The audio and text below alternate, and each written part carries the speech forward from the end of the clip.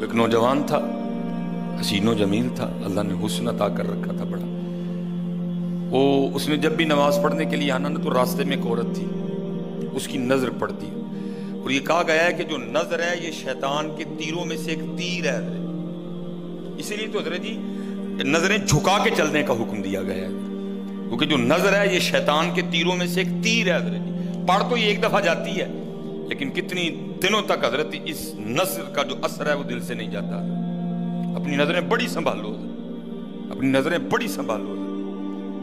اس کی تو نظریں پاک تھیں، لیکن راستے میں ایک عورت تھی، اس کی پاک نہیں تھی. اس نے آتے جاتے جاتے آتے آتے جاتے اس کو دیکھنا، شیطان نے اپنا کام کرنا شروع کر دیا. اس نے ایک دن کیا کیا، اس نے اپنی خادمہ سے نا اپنی خواہش کا اظہار کیا، میرا دل کرتا ہے کہ اس نوجوان سے نا تنہائی ملے. لیکن ملے تو ملے کس طرح؟ وہ جو خادمہ تھی ذرا پکی عمر کی تھی، اس نے کہا یہ تو کوئی مشکل کام نہیں ہے، آج ہی رات کو بات بنا دیتی. وہ جب عشاء پڑھ کے وہ نوجوان مسجد سے نکلا نا، وہ خادمہ راستے میں کھڑی ہو گئی. اس کو روک لیا، اس کو 2-3 احادیث سنائی، 2-3 آیات مبارکہ سنائی کسی کے کام آنے کے حوالے سے. ہمارے گھر میں مرد کوئی نہیں ہے، کچھ وزنی سا سامان اٹھانا ہے، اگر آپ اٹھا دیں تو بڑی نوازش ہوگی، اللہ راضی ہوگا، اللہ کے رسول راضی ہوگا، کوئی مسئلہ نہیں. اسی طرح ہوا حضرت. وہ گھر لے گئی، پچھلے کمرے میں لے گئی. وہ جیسے کمرے میں داخل ہوئے، وہ عورت پہلے موجود تھی. اس نے جناب اندر سے چٹکنی لگا لی اور اس کے سامنے اپنی خواہش کا اظہار کیا. جیسے میں نے کہا نا بڑا مشکل موقع ہوتا ہے، لیکن وہ نوجوان ہماری طرح کا نوجوان نہیں تھا، وہ قرآن والا نوجوان تھا. اس کا تعلق قرآن سے مضبوط تھا. اس کو یہی آیت یاد آئی، وَلِمَنْ خَافَ مَقَامَ رَبِّهِ جَنَّتَانِ. جو اپنے رب کے حضور کھڑا ہونے سے ڈر گیا، موقع بھی تھا، طاقت بھی تھی، عمر بھی تھی، خواہش بھی تھی، پھر بھی ڈر گیا. نہیں نہیں نہیں، میرا اللہ دیکھ رہا ہے، میں کل اپنے اللہ کے حضور کون سا منہ لے کے جاؤں گا، کس طرح اللہ اور اللہ کے رسول کی بارگاہ میں کل جاؤں گا. سارا کچھ کر سکتا تھا، کوئی تیسرا نہیں تھا، لیکن کیا نہیں، میرا اللہ دیکھ رہا ہے. وہ ایسا خوف طاری ہوا، ایسا خوف الہی طاری ہوا، گش کھا کے گر گئے نیچے. اور ڈر گئی. آگے بڑھ کے کسی نے نبض نہیں دیکھی کہ زندہ ہے کہ شہید ہو گئے. انہوں نے سمجھا کہ شاید مر گئے. اس نے دروازہ کھٹکھٹایا، باہر سے اس نے خادمہ نے دروازہ کھولا. اس نے کہا یہ تو مر گیا. اس نے کہا یہ بھی کوئی مشکل بات نہیں بھائی، نام تو اس پہ لگے گا نا جس کے گھر سے لاش برآمد ہوگی. تم ٹانگیں پکڑو، میں ہاتھ پکڑتی ہوں. انہوں نے تھوڑا سا محنت مشقت کر کے نا اٹھا کے جو باہر کوڑا پھینکنے کی جگہ تھی نا، اس نوجوان کو پھینک دیا. اب رات پڑ گئی، بیٹا گھر نہیں آ رہا، باپ پریشان تھا. جب کافی وقت گزرا نا تو والد صاحب بیٹے کی تلاش میں نکلے. تو راستے میں کیا دیکھتے ہیں کہ وہ جو کوڑا کرکٹ پھینکنے کی جگہ ہے وہاں بیٹا پڑا ہوا ہے. بیٹے کو اٹھایا، گھر لے آئے، منہ پہ پانی کے چھینٹے مارے. بیٹے کو ہوش آئی. باپ نے پوچھا پتر کیا ہوا؟ وہ بیٹے نے پھر سنانا شروع کیا. جب پھر وہاں پہنچا نا، اس عورت نے مجھے دعوت زنا دی. تو پہلے تو خوف الہی کی وجہ سے بے ہوش ہوا تھا، اس بار اتنا خوف الہی نے غلبہ کیا کہ واقعی روح پرواز کر گئی ہے. والد نے راتوں رات جنازہ کروا دیا. صبح والد صاحب فجر کی نماز کی جماعت میں شریک نہیں ہو سکے. جب نماز سے فارغ ہوئے نا تو امیر المومنین حضرت سیدنا عمر بن خطاب رضی اللہ تعالیٰ نے پوچھا بھائی وہ آج ہمارا فلاں مقتدی کیوں نہیں آیا؟ لوگوں نے ساری بات سنائی. حضرت جوان بیٹا تھا، انتقال کر گیا، رات ہی کو جنازہ ہو گیا، شاید اس وجہ سے حضرت نہیں جماعت میں تشریف لا سکے. آپ نے فرمایا چلو اپنے بھائی کے غم میں شریک ہوتے ہیں.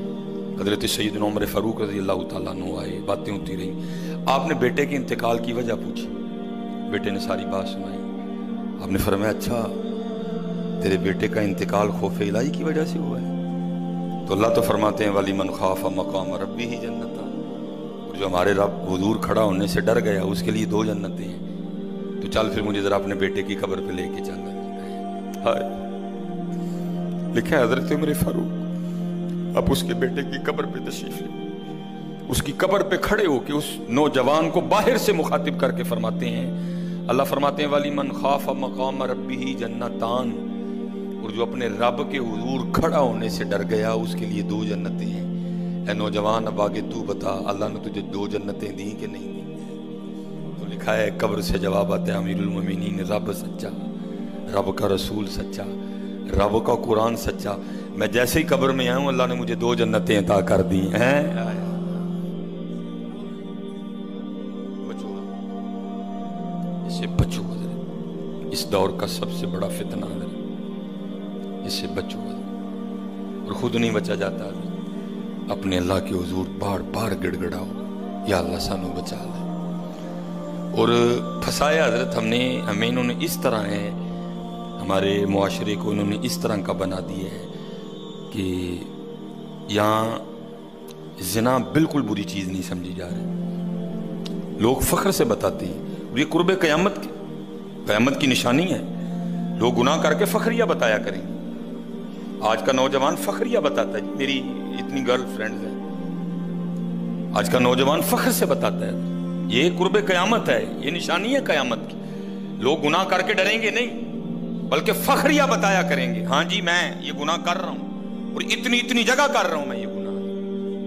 لیکن کیا ہوگا؟ نیکی مشکل ہو جائے۔ آج حضرت جی آپ دوسرا نکاح کر لیں، اللہ سنت ہے، قرآن میں اللہ خود کہہ رہے ہیں فَإِن تَابَ لَكُم مِّنَ النِّسَاءِ مَثْنَىٰ وَثُلَاثَ وَرُبَاعَ، پہلے کی تو اللہ نے بات ہی نہیں کی، بات ہی دوسرے سے شروع ہو رہی ہے۔ مِّنَ النِّسَاءِ مَثْنَىٰ وَثُلَاثَ وَرُبَاعَ، پہلے کی بات ہی نہیں ہوئی، بات ہی دوسرے سے شروع ہو رہی ہے۔ جتنی مرضی گرل فرینڈ رکھ لیں، آپ کو کوئی برا نہیں سمجھے گا، بلکہ لوگ آپ کے جانے کے بعد بڑا خوش ہو گئے کہ یار بڑا رنگین مزاج آدمی ہے۔ لیکن حضرت آپ دوسرا نکاح کر لیں، اسی وقت آپ لوگوں کے کاغذوں میں 2 نمبر ہو جائیں گے۔ پیکے بھی ناراض، سونے بھی ناراض، پرا بھی ناراض، سالہ بھی ناراض، ہیں جی، چھوٹا بھی ناراض، بڑا بھی ناراض۔ یہ کیا ہے؟ یہ قرب قیامت ہے۔ گناہ اچھا ہو گیا، گناہ آسان ہو گیا، نیکی بری سمجھی جانے لگی، نیکی مشکل ہو گئی۔ اس لیے بچو، اس کا طریقہ جو ہمیں ہمارے بڑوں نے بتایا ہے یہی ہے حضرت جی، روز سرگی اٹھو تے اللہ دے حضور رو، یا اللہ جے دن چڑھے آئے تے تیرے فضل نہ چڑھے آئے، جے چاڑے تے پھر ساڑی حفاظت بھی فرمائیں گے، سانو بچا بھی لیں گے، ساڑی حفاظت بھی فرمائیں گے۔ تو حضرت جی دنیا تو 4 دن کی ہے، جا رہی ہے، کالے وال مسافر ہوئے، چٹیاں ڈیرے لائے، کالے وال مسافر ہوئے، چٹیاں ڈیرے لائے، ویکھ محمد بخشا موت سے نہیں آئے۔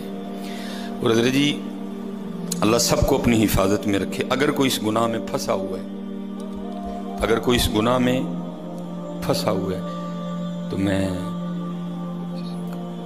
کہوں گا کہ توبہ کر لیں سارے حضرت، کیونکہ حضرت یہ وہ گناہ ہیں کر تو ہم رہے ہیں، لیکن اس کی سزا ہماری نسلوں کو بھگتنی پڑنی ہے۔